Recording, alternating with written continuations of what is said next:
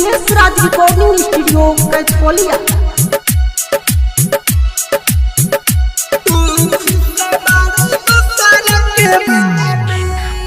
हमरा के हालत के कबर गाँव में तू खुश बारू दूसरा के बाहों में।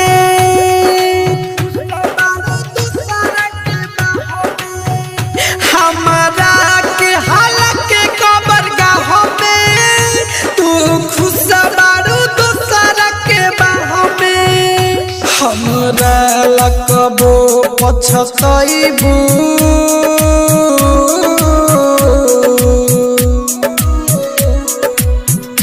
हमरा लकबो पछतइबू जब पूछी लोग तो हंसे निकाह में। हमरा के हालत के कबर गाँव में तू खुश बारू दूसरा के बाहों में।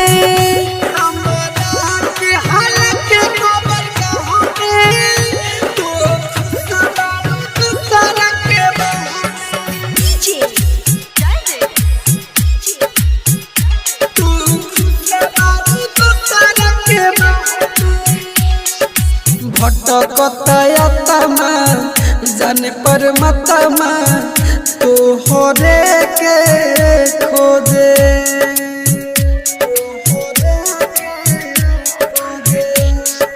तोहरे बादोसा हो होता अफसोसा हो रोइले सुना रोजे। हमरा के ढाह के गइलू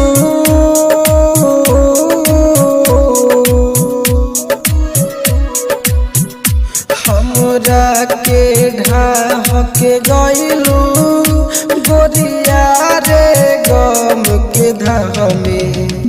हमरा के हालत के कबर गाँव में जानो खुश बारू दूसरा के बाहों में।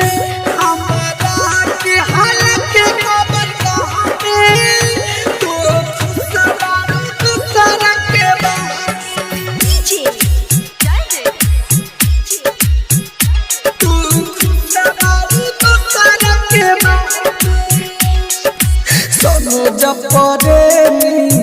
पागल भइले तुहरा से प्यार कके।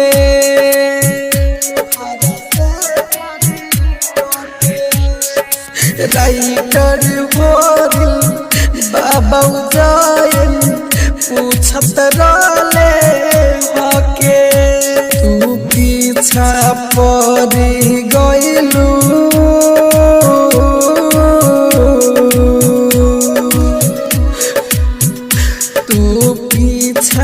परी गइलू दीदे दिलीप के चाह में। हमरा के हालत के कबर गाँव में जानो खुश बारू दूसरा के बाहों में। कमलेश राज रिकॉर्डिंग स्टूडियो कैथोलिया।